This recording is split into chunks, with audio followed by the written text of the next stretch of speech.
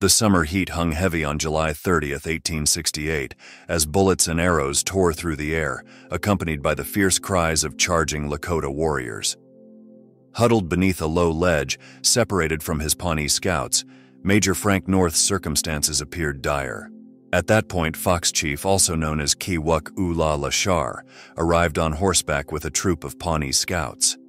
Years later, Fox Chief said, "I discovered Major North and another white officer hiding beneath a cliff. When I arrived, Major North declared that I had saved them." Earlier that day, feeling confident due to the quiet summer, Major North had led some of his scouts toward the Republican River to hunt bison. They didn't expect to encounter a Lakota Cheyenne war party while in pursuit of the herd. Fortunately, Fox Chief and his fellow scouts, who had been patrolling the Union Pacific Railroad from Wood River Station to Julesburg, Colorado, arrived just in time to turn the tide. Between 1864 and 1877, an estimated 1,000 Pawnee served as vital military allies to the U.S. The Pawnee Scouts were made feasible by the Army Reorganization Act of 1866. This law allowed the Quartermaster Department to enlist native scouts each year, providing them with rifles, horses, uniforms, and pay equal to regular soldiers. Among those to answer the call was Fox Chief. He was around 40 years old when he enlisted as a Pawnee Scout in February 1868, cementing his legacy by getting his name on the muster rolls. Fox Chief, later known as ruling his son after relocating to Oklahoma in 1873, and his fellow Pawnee Scouts saved Major Frank North's life at least once during their time serving the U.S. Army. "I wore a black cap and a bluish Army outfit," as Fox Chief remembered. "My hat had a couple of short swords crossed on the front, but I had no stripes on my pants or arms." Because of their in-depth understanding of the terrain, experience with Lakota and Cheyenne tactics, and unparalleled battle resilience, the Pawnee Scouts proved to be essential partners. They came under the leadership of Frank North, a civilian commander fluent in the Pawnee language.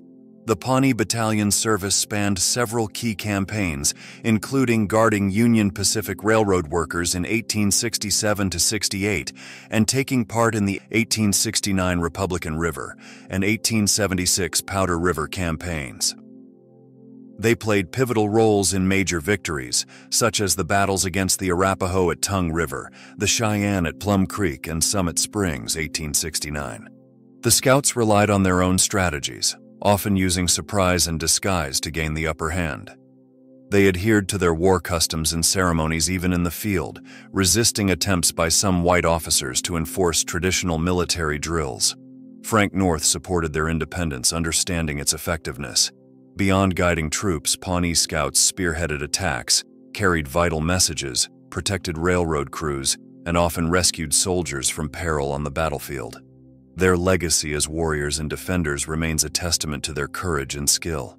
Not everyone in government circles took kindly to seeing Pawnees in Army uniforms. Quaker agents believed that military service interfered with their efforts to promote peace among Indian tribes and to assimilate the Pawnees into white society.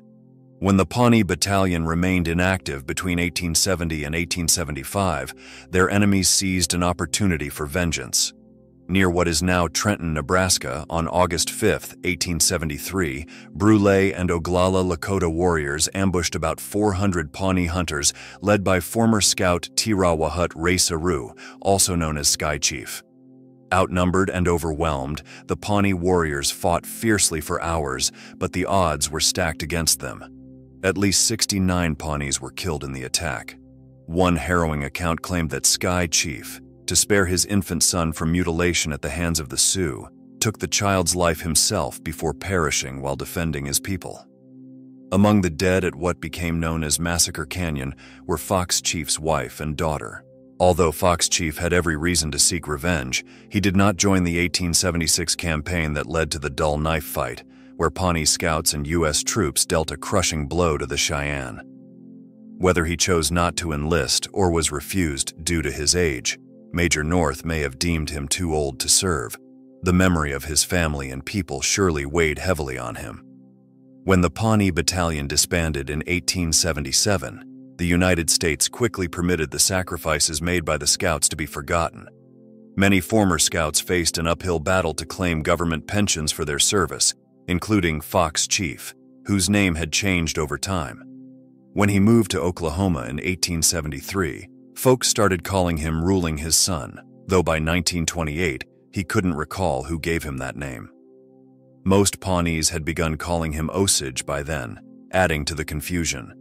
The mix-up over his name complicated his efforts to secure a military pension. It took a special act of Congress in 1924 to award him $20 a month, which was eventually increased to $50 shortly before he passed away on October 4, 1928, nearing 100 years old. Ruling His Son stayed deeply proud of his Pawnee and Scout legacy. In 1925, despite his advanced age, he had to be held back from confronting several Lakota delegates during a gathering to mark the anniversary of the Massacre Canyon tragedy. To this day, the Pawnee people honor Ruling His Son and his fellow Rarapakusu as the first Pawnee American patriots who stood tall in service to both their nation and the United States.